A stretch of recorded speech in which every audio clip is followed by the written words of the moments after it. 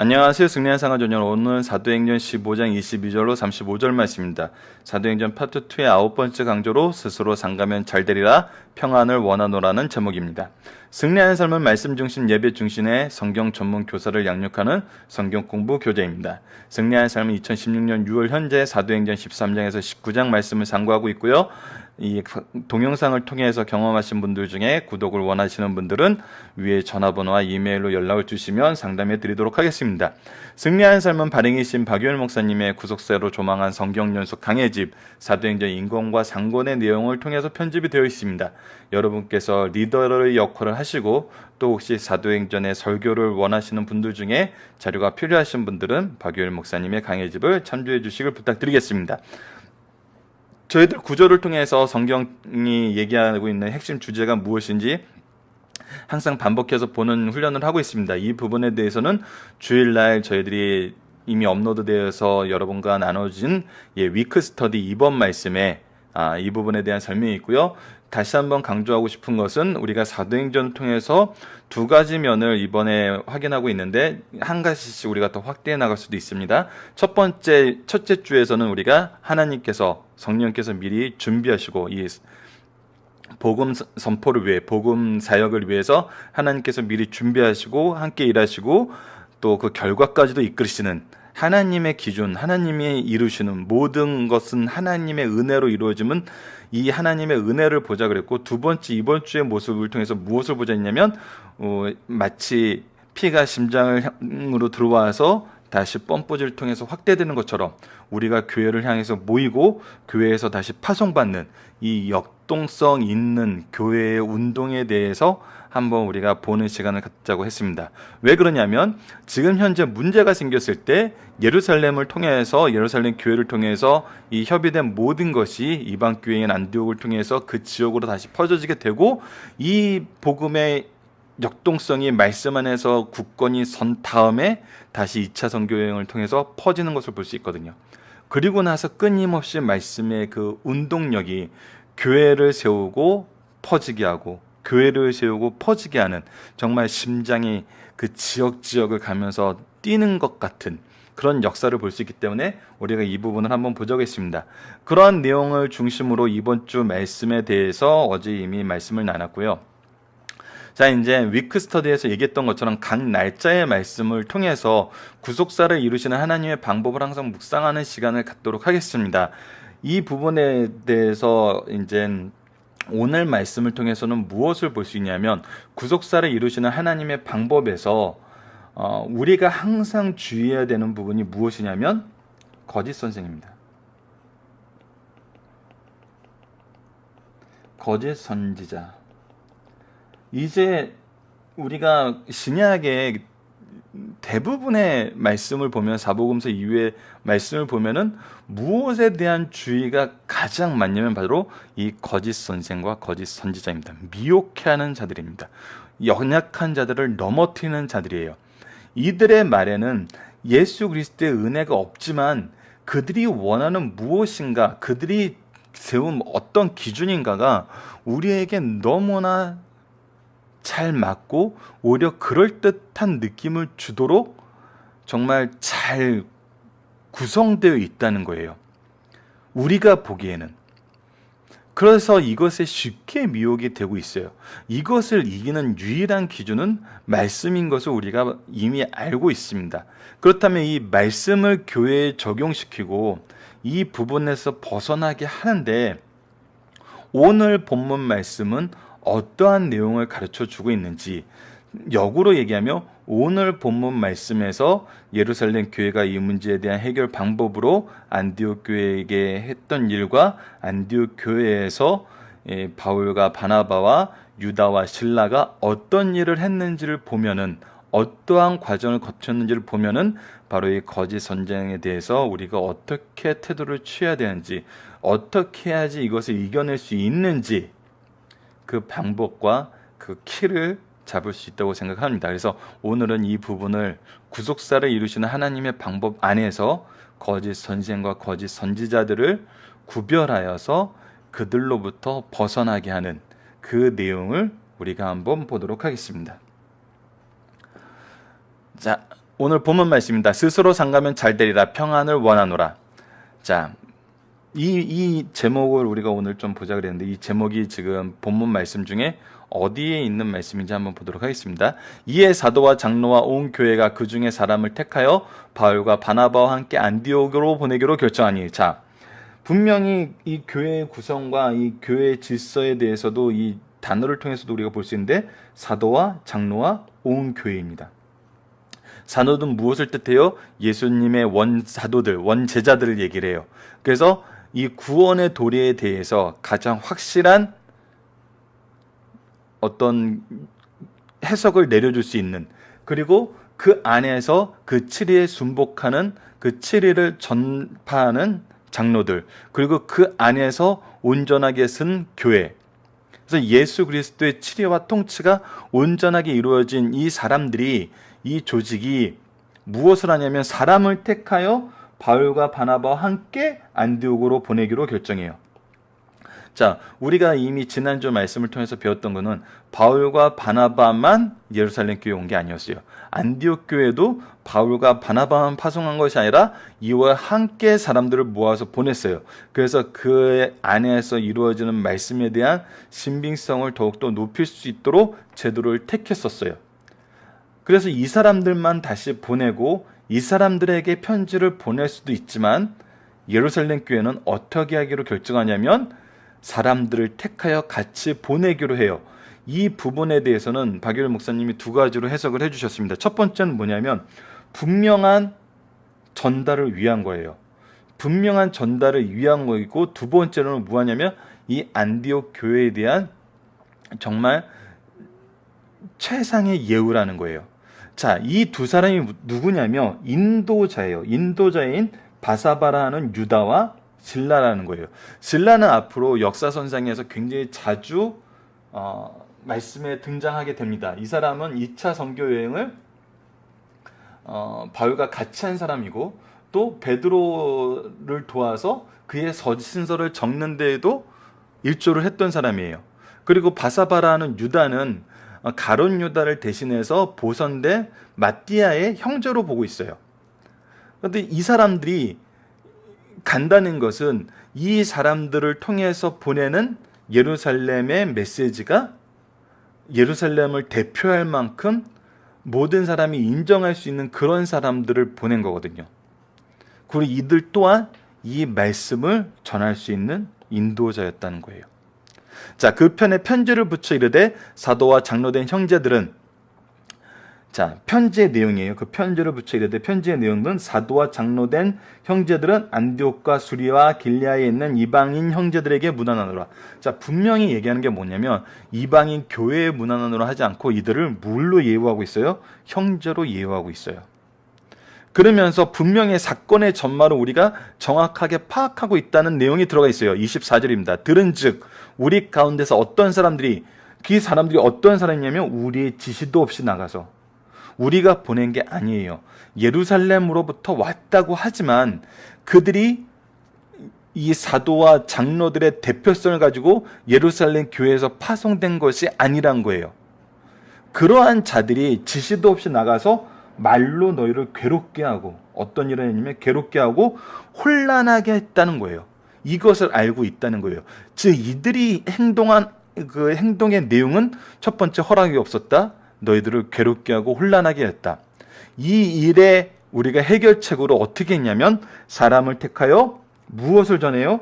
우리 주 예수 그리스도 이름을 위하여 생명을 아끼지 아니하는.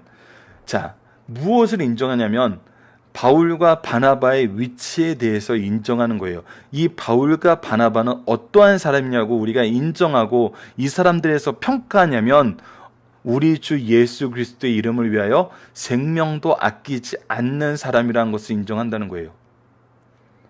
그래서 분명히 차이가 나요. 지금 너희들이 바울과 바나바의 가르침과 예루살렘 교회에서 나왔다는 사람들에 대해서 혼란해하고 괴로움을 당하고 있는데, 지금 예루살렘 교회에서 왔던 사람들은 어떤 사람이냐면 지시도 없이 나갔었고 괴롭게 하고 혼란스럽게 한 사람인 반면에 너희들을 가르치고 있는 바나바, 바울은 어떤 사람이다?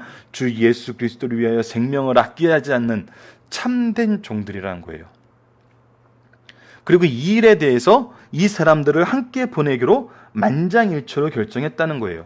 우리가 지난주 말씀을 통해서 분명히 예루살렘 교회 안에서 이 문제에 대해서 논의를 했을 때 이 일에 대해서 먼저 지시도 없이 나갔던 이 사람들과 동일한 의견을 가지고 있는 사람들도 있었고, 이 일로 인해서 충분히 토론이 있을 정도로 이 일은 사람들 사이에서는 의견이 분분했던 거예요. 하지만 분명한 것은 이들이 만장일치의 결론을 내리게 되었다는 거예요. 자, 이 부분이 교회의 참된 모습, 교회의 영성이 있는 모습으로 저는 표현을 하고 있어요. 물론 이 영성에 대해서는 여러분들이 이제 신앙생활을 하다 보면은 더 많은 이 영성에 대한 질문과 또 생각을 하게 될 거예요. 하지만 분명한 것은 이 영성이란 것은 성경에 영성이란 이런 것이다라고 얘기한 부분 아니에요. 그래서 이 부분은 여러분들께서 무엇이 참된 영성이고 무엇이 좋은 영성이다 이렇게 생각하실 필요 없어요. 우리에게는 무엇이 바른 신앙이고 무엇이 바른 구원론이다, 이것은 성경을 통해서 분명히 알아야 되지만, 영성에 대한 부분은 각각의 은사에 따라서 하나님께서 주시는 걸로 우리가 새롭게 해석할 수도 있어요. 이것을 옳은 것인지 아닌 것인지로 구별할 수 있으면 돼요. 그런 면에서 저는 교회의 영성이라고 했을 때 바로 이런 모습이 나오는 것이 교회의 가장 중요한 영성 중에 하나라고 볼 수 있지 않은가, 이렇게 여러분에게 소개해주고 싶어요. 바로 이 만장일치로 결정되었던 이 과정을 우리가 지난주 말씀을 잠깐 복습해서 보면은 어떻게 되었었죠? 분명히 의견이 분분했어요. 분분했는데 첫 번째, 베드로가 뭐라고 얘기하냐면 자기를 먼저 선택하여서 이 일을 행하시게 하시는 하나님의 역사하심을 우리가 알고 있다는 거예요. 그러니까 이것은 성령의 사역임을, 하나님의 계획임을 이미 우리가 체험을 했다는 거예요. 두 번째는 바울과 바나바를 통해서 이 체험이 어떻게 적용되고 있는지 경험이 생겼다는 거예요. 그리고 가장 중요한 건 뭐였죠? 야고보를 통해서 이것이 선지자들의 말씀과 일치함을, 즉 성경적임을 확인했어요. 이 세 가지가 항상 있거든요. 하나님의 말씀은, 하나님의 선언은 항상 열매가 있어요. 경험하게 돼요. 그리고 이것은 이미 주신 말씀과 일치해요. 하나님은 이 일을 이루시는 모든 내용에 대해서 이미 성경을 얘기하셨고 성경대로 이 일을 행하세요. 예수님의 사심도 성경대로 나시고 사시고 죽으시고 장사되시고 부활하시고 승천하시고 앞으로 오실 것을 우리가 성경을 통해서 알아요. 그래서 성경과 일치하는 거예요. 그래서 이것이 하나님의 선언이었고 경험되고 체험되고 경험되고 이 말씀과 일치함을 통해서 내 의견과 달랐지만 무엇에 순복한 거예요? 바로 말씀에 순복한다는 거예요. 교회의 영성은 말씀에 순복하는 겁니다. 그래서 이것이 만장일치로 결정되게 됐다는 거예요. 그래서 우리가 누구를 보냈다? 유다와 실라를 보내니 그들도 이 일을 말로 전하리라. 바로 하나님의 말씀으로써, 하나님의 역사하심으로써, 하나님의 권위에 힘입어 이 말을 전한다는 거예요. 성령과 우리는 이 요긴한 것도 외에는 아무 짐도 너에게 지우지 아니할 것이 옳은 줄 알았노라. 자, 성령께서도 이미 말씀하셨고 성령의 부르심에 입어서 세우심을 받은 우리들도 이 요긴한 것들 외에, 구원은 오직 예수 그리스도를 믿는 믿음으로 인해서 온다는 것 외에 그 어떤 짐도, 사실 이것은 은혜예요. 은혜를 우리가 짐이라고 얘기할 수 없지만 이 기쁜 것 외에는 너희들에게 아무것도 지우지 않는 것이 옳은다는 것을 알았다는 거예요. 이것을 우리도 다시 한번 확인을 했고 말씀으로 확인을 했고 사도들의 경험과 증거된 모든 것들을 통해서 성령의 역사하심을 통해서 이것을 이제 알고 다시 한번 전한다는 거예요. 자, 그런데 이걸로 끝나는 것이 아니라 29절 말씀이 나옵니다. 우상의 제물과 피와 목매어 죽인 것과 음액을 멀리하였으니, 그리고 이것이 오늘의 제목입니다. 이에 스스로 상가면 잘되리라 평안함을 원하노라 하였더라. 자, 우리가 지금 이 말씀은 어떻게 보면은 지금 현재 우리들에게 주는 그 의미가 더 강할 수도 있어요. 왜 그러냐면 우리는 이신듣기 오직 믿음으로 의를 얻고 믿음으로 구원을 얻는다는 이것을 너무 강하게 가르치고 이 부분에 대해서만 강조하다 보니까 우리가 어떤 상황에 빠지게 되냐면 무엇을 해도 우리는 믿기 때문에 구원을 받을 수 있어. 그러니까 우리는 마음대로 살고 주일날 와서 회개 기도하면 다시 나가서 마음대로 살아도 돼.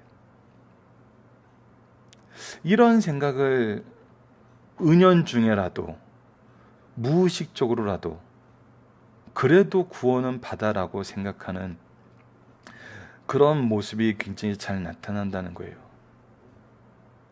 근데 이것은 우리가 지난주에도 계속해서 봐왔던 거지만 복음의 결과에 대해서 우리가 인위적으로 해석을 할 때 무엇을 가속화시키는 것을 볼 수 있냐면 교회에 타락이 오는 것을.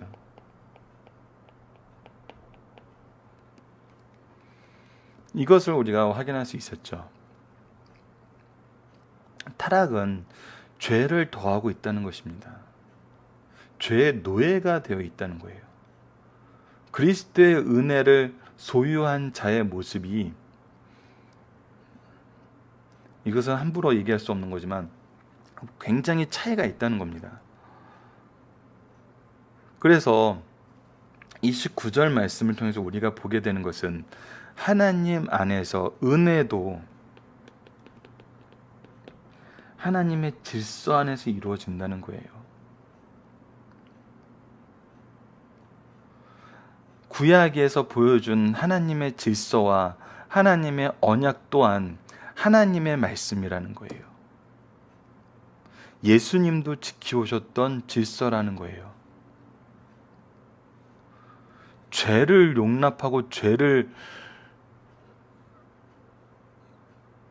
인정하는 것이 아니라 죄를 이기시고 죄를 멸하셨다는 거예요. 복음의 결과를 또 자의적으로 해석해서 하나님의 은혜도 저버리고 하나님의 질서도 저버리고 죄를 더 사랑하면서 하나님을 믿는다고 얘기하는 것은 그것은 또 다른 죄를 형성할 뿐이라는 거예요. 그래서 우리가 앞으로 계속 보게 될 것입니다. 말씀 안에서 하나님의 질서가 얼마나 조화롭고 은혜롭게 우리의 삶에 녹아드는지, 이것을 의지하고 살며 이 질서를 인정하고 사는 삶이 얼마나 큰 평안과 은혜를 더해주는지 보게 될 것입니다. 이것은 왜 그래요? 이미 구약을 통해서도 예언되었고 약속하셨던 하나님의 은혜였으며, 이 모든 은혜는 우리에게 무엇을 향하여 가게 하냐면 예수 그리스도의 은혜를, 구원의 은혜를 향하여 가게 하고, 이것은 당연하게 우리가 팔복에서 배웠던 것처럼 하나님이 선언하심으로 우리가 소유하게 되는 바로 하나님 나라의 질서입니다. 하나님 나라의 특권이에요. 그래서 이러한 것이 우리 삶 속에서 일어나는 것을 통해서, 이루어지는 것을 통해서 우리가 또 다른 증거로서 그리스도의 은혜를 경험하게 되는 거거든요. 그래서 이 두 가지가 막 이렇게 분리되어 있고 서로 충돌하는 것이 아니에요. 분명히 이것은 하나예요. 은혜 가운데 주시는 하나님의 질서라는 거예요. 조금 더 우리가 깊이 있게 한 걸음 더 들어간다 그러면은 반대적으로 생각할 수 있어요. 이 두 가지가 충돌되고 이 두 가지를 우리가 따로 생각한다는 것은 무엇이에요? 우리가 하나님의 기준이 아니라 우리의 기준을 세워서 이것을 우리 삶 속에 적용하고 있다는 거예요. 자, 이 부분은 다시 한번 우리가 앞으로 계속 상고하게 될 것입니다.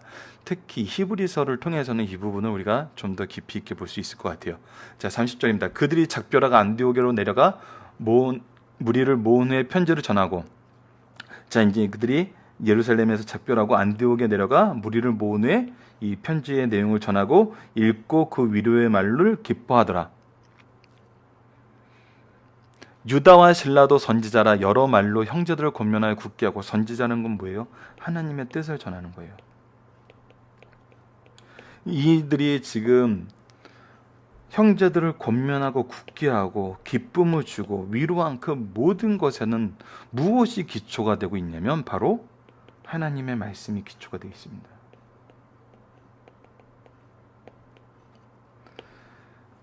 모든 문제의 해결은 이미 하나님께서 분명하게 하나님의 뜻을 선언하고 계시고 하나님의 뜻이 어떻게 이루어짐을 우리로 하여금 경험하고 보게 하셨어요.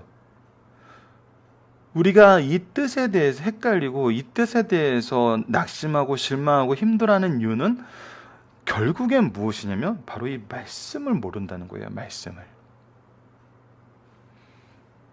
말씀을 알게 하고 말씀을 적용하게 했을 때는 이 문제에서 해결이 볼 수 있다는 거예요. 이 문제에서 우리가 자유하게 된다는 거예요. 봅시다. 이것은 유다와 실라도 말로써 하나님의 선지자로서 하나님의 말씀을 통해서 권면을 굳게 했고, 얼마 있다가 편안히 가라는 전송하는 형제들을 받고 전송을 형제들에게 받고 자기를 보내던 사람들에게 돌아가되, 그리고 일부 사본에서는 이제 실라는 남았다라고 이제 기록된 사본도 있고, 바울과 바나바가 이제 이 이후의 말씀, 내일 말씀부터는 실라가 바울의 이제 동역자가 된 것을 봐서는 이제 뭐 큰 의미는 없는 것 같아요. 이 실라가 남아 있었던지 갔다가 다시 돌아왔던지 어쨌거나 중요한 거는 실라가 전도에 동참하게 됐다는 거죠. 그 의미는 이제 잠깐만 이 말씀 마저 나눈 다음에 그 의미에 대해서 조금 같이 생각해보는 시간을 갖도록 하겠습니다. 어쨌거나 돌아가되 바울과 바나바는 안디옥에 유하며 수다한 다른 사람들과 함께, 자, 계속해서 이 복음이 확장되고 다양한 사람들이 이 복음을 접하게 되는데 이들과 함께 뭐래요? 주의 말씀을 가르치며 전파하니라. 항상 문제가 있는 다음에 문제에 대해서 우리가 논의한 다음에 무엇이 강해져야 되냐면 말씀이 강해져야 돼요. 이것은 여러 가지 면에서도 우리가 볼 수 있어요. 잘못된 거짓 선지자들과 거짓 교사들이 들어왔을 때 우리가 무엇에 더 집중을 해야 되냐면 말씀에 집중을 해야 돼요. 그리고 이들이 떠나고 교회가 안정화되어가는 그 과정에서도 무엇에 집중이 되어야 되냐면 말씀에 집중이 되어야 돼요. 그 얘기는 여러분, 앞으로 말세에는 거짓 선지자, 거짓 교사들이 더 많이 나타날 것을 이미 우리가 예언서를 통해서 알고 있어요. 요한계시록을 통해서 보고 있었어요. 그렇다면 앞으로 우리의 삶은 무엇에 더욱더 집중하는 삶이 되어야 되냐면 바로 말씀에 더욱더 집중하는 삶이 되어야 된다는 거예요. 모든 문제는 결국 우리들을 말씀에 더 가깝게, 더 강하게 뭉치게 하고 있어요. 그렇다면 협력하여 선을 이루시는 하나님의 뜻은 무엇에 있을까요? 바로 말씀에 있는 거예요. 이것은 이론의 여지가 없어요. 하나님의 뜻은 말씀에 있습니다. 말씀을 붙잡게 하고 말씀을 바로 깨닫게 하고 말씀을 전파하는 데 있다는 거예요. 이것이 승리한 삶이 만들어진 이유이기도 하거든요. 자, 그리고 나서 조금 전에 얘기했던 신라에 대한 부분을 얘기하겠습니다. 성교학 교수님들이 자주 하시는 얘기예요. 저도 항상 이런 고민에 빠져 있어요. 어떤 선교지를 가서 보는데 비행기표가 한 3,400 드는 경우가 있어요. 예, 멀리 있는 3,400이 아니라 심지어는 막 5,600 들어가는 곳도 있어요. 그래서 이런 얘기를 해요. 내가 5,600 들어서 비행기를 타고 거기 갈 바에는 5,600만 원 선교비로 헌금하겠습니다 해요. 근데 사실 5,600만 원 선교비로 헌금하기 힘들죠. 근데 참 이 신라를 통해서 이제 생각났던 부분이, 근데 모든 선교의 현장에 계신 분이나 선교를 가르치시는 분들이 항상 하신 얘기가 가서 보라는 거예요. 가서 보라. 가서 그곳에 있는 하나님의 계획을 보고 그곳에 복음을 기다리고 있는 영혼들을 보라는 거예요. 참 우리가 선교를 물질로 도와주는 것으로 생각을 한다면은 저와 같은 생각이 되게 공감을 얻을 거예요. 내가 600만 원 다 못해도 500만 원 선교헌금 하지. 그런데 선교에 열정을 주셨을 때는 물질이나 어떤 환경이나 그것을 보지 말고 무엇을 보라는 거예요? 하나님의 말씀을 보고 그곳의 말씀의 대상자를 보라는 거예요. 그리고 그 일에 무엇이 필요한지는 가서 보지 않으면은 우리가 깨닫지 못한다는 거예요. 그래서 시대가 엄청나게 발전하고 엄청나게 변화했지만 여전히 선교는 가서 행하는 것으로, 제가 이렇게 동영상 강좌를 만들고 있지만 동영상 강좌는 굉장히 이 복음적인 측면에서 볼 때는 굉장히 급이 떨어진 거라고 볼 수 있죠. 직접 만나고 교제하고 교류하고 필요를 전하고 그들이 모르는 것에 대해서 알지 못하던 것에 대해서 끊임없이 점검하면서 복음을 나눌 수 있는, 제 일방적으로 주는 거지만 강좌는 서로 나눌 수 있는, 이것이 가장 중요한 모습이란 겁니다. 저는 신라가 바울의 동역자가 될 수 있었던 것은 분명히 예루살렘 교회에서도 유력자였고 그곳에서도 인도자였는데, 그가 2차 선교여행에 갈 수 있었던 것은 바로 와서 보고 하나님의 부르심의 소명을 받았던 것으로 해석할 수 있지 않을까, 그런 부분을 한번 마지막으로 나누고 싶었습니다. 자, 본문 묵상하기 문제는 여러분들 이미 충분히 설명이 됐기 때문에 한번 여러분들이 직접 한번 해보시는 것을 부탁드리고요. 방법은, 문제를 일으킨 자들은 사도들의 뜻을 전한 것인가요? 자신의 뜻을 전한 것인가요? 24절을 보면 말씀이 있는 그대로 쓰는 것이 가장 좋습니다. 우리의 지시도 없이 나가서 라고 분명히 돼 있어요. 그래서 이들은 사도들의 뜻이 아니라 자신들의 뜻을 전하는 것입니다. 바나바와 바울에 대해서 어떻게 소개하고 있나요? 그리고 이들을 보낸 것에 대해서 얼마나 많은 사람들이 찬성했나요? 자, 바울과 바나바를 우리 주 예수 그리스도를 위하여 생명을 아끼하지 않는 자로 분명히 소개하고 있고, 이들을 보낸 것이 만장일치라는 거예요. 만장일치라는 것은 하나님의 뜻이라는 거예요. 이 뜻에 교회가 동참했다는 거예요. 이 두 가지 의미가 있음을 알아야 됩니다. 주의하고 경고하고 있는 내용은 무엇입니까? 그리스도의 복음 외에는 아무 짐도 지우지 않는다는 거예요. 자, 이런 식으로 여러분들께서 4, 5, 6번도 함께 딱 성경에 나와 있는 그 구문으로 여러분들이 적는 것이 중요합니다. 왜냐하면 이 부분은 오랫동안 신앙생활 하신 분들이 가장 많이 좀 실수하는 것 같아요. 일반적으로 내가 알고 있던 내용을 적음으로써 말씀에 근거로 얘기하는 그 습관을 점점 멀어지게 해요. 그래서 아이디어만 가지고 있고 말씀이 없는, 근데 이것이 때로는 거짓 선생들에게 가장 많이 넘어가는 케이스이기도 해요.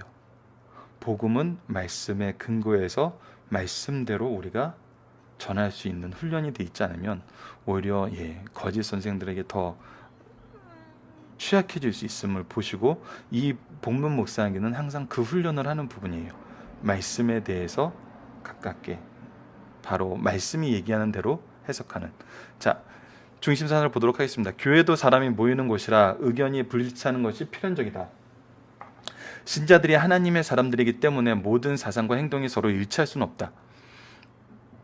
교회와 민주주의의 특징은 다양성 가운데 조화다. 분명히 이것이 있어요. 여러분, 은사가 제각각이에요. 그리고 영성에 대한 아까 그 부분도 해석이 제각각일 수 있어요. 또 신자들 간에 서로 불일치할 경우에도 양측의 의견이 각각 타당한 근거들을 가지고 있을 때가 있어요. 있습니다. 이때 해결 방법은 자신의 입장만 주장하지 말고 상대방의 의사를 존중하며 기도하면서 말씀에서 그 해결 방법을 찾아야 된다는 거예요. 그래서 오히려 모든 것이 모든 문제가 교회를 어디로 오게 하냐면 결국은 성경으로 오게 하더라고요. 이게 정말 하나님의 능력이고 하나님의 방법이라는 것을 우리가 발견할 수 있어요. 그러면 그 해결책이 반드시 나오게 된다. 그리고 그 결의된 말씀 앞에 모두 순종해야 된다는 거예요. 현대 교회에서 가장 어려운 내용이 뭐냐면 해결 방법을 성경에서 찾으려는 것이 아니라 나의 의견의 옳음을 교회 외적인 방법으로, 여론이라든지 법이라든지 어떤 파워라든지 권력이라든지 이런 것을 통해서 주장하고자 했을 때는 교회가 분열되는 것을 보지만, 그 해결을 성경을 통해서 얻고자 하면 어떻게 돼요? 만장일치의 순종을 이끌어낸다는 거예요. 이것이 하나님이 다스리는 교회의 영성이라는 거죠. 자, 예루살렘 공의회에서 결의한 핵심은 인간의 의견에서 문제 해결의 근거와 방법을 찾지 않고 말씀과 성령의 역사하심 속에서 찾아 결정하였다는 것이다. 즉 다수결의 원칙보다 신본주의 하에서 결정했던 것이다. 그러나 당시 교회 구성원들의 형편과 그 사회 속에서 공공의 질서와 선량한 풍속이 말씀, 진리에 위배되지 않는 한 최대한 허용한 흔적을 볼 수 있다. 이것이 참 놀라운 것 같아요. 기독교 윤리는 언제나 하나님의 말씀에 기초하지만 인간에게 무거운 짐을 지우는 것보다 실현 가능한 것을 요구하면서 거기서 한 단계 향상된 목표를 정하고 실천해야 된다는 것입니다. 3번, 예루살렘 공의회에서 결의된 사항, 규례는 안디옥 교회를 중심으로 이방인의 교회의 총회가 파송한 사람들에 의해 선포되었어요. 즉 구원의 근거의 양극천상의 은혜와 율법 사이의 갈등을 말씀과 성령으로 시원하게 해결하여 은혜로 구원을 얻는 진리를 교회에 정착시켰어요. 사실 율법주의는 인간의 구원의 근거를 인간의 공로 행위에 두는 것으로서 교만과 위선이 발생하기 쉬워요. 그러나 은혜로 구원을 얻는 진리는 하나님이 그 공의를 돌리시고 감사하며 하나님의 그 거룩하신 뜻을 존중하고 순종하게 되며 형제를 사랑하게 된다. 죄인의 구원 얻는 길은 전적으로 하나님의 은혜에 기초하는 것이며 이런 믿음으로 가능하다는 거예요. 분명하게 우리가 자주 표현되는 단어 중에 하나를 우리가 좀 기억해야 되는 게, 율법주의는 율법을 자기 의로 세우려는 잘못된 행위예요.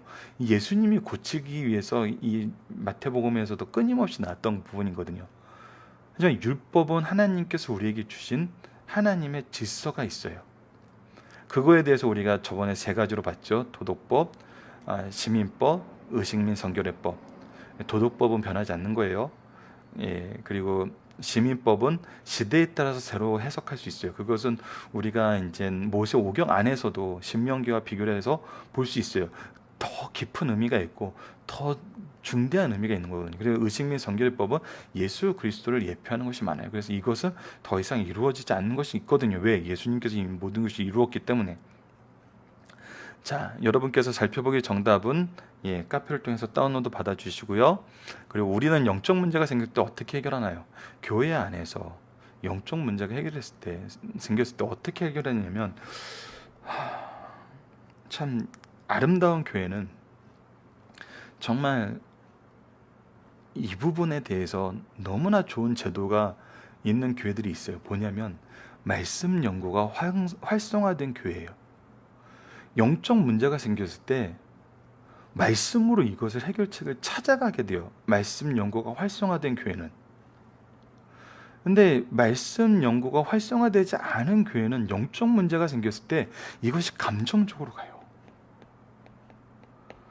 그래서 내 기준이 강한, 내 기준을 충족시킬 수 있는 감정, 능력, 여론,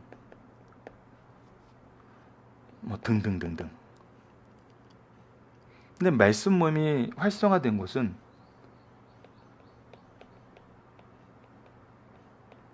성경적으로 이 문제가 어떤 것인지 굉장히 활발하게 논의하게 돼요.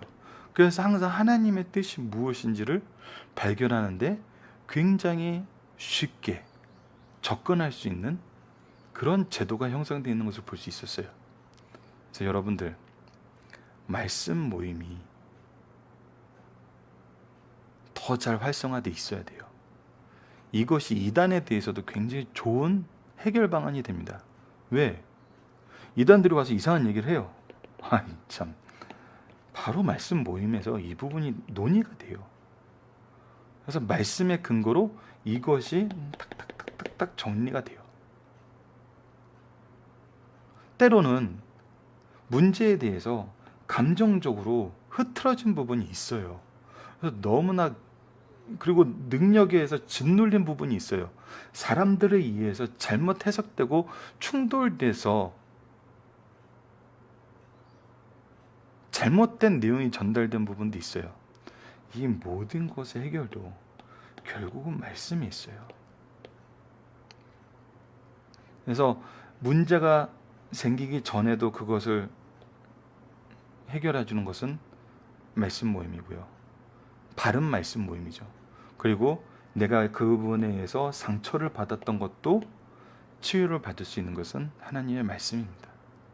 그래서 우리가 영적 문제가 생겼을 때는, 그리고 이것이 교회 안에서 영적 문제가 아니라 감정적인 문제든 능력적인 문제든 비난적인 문제든 그것도 우리가 성경으로 가져와야 된다는 거예요.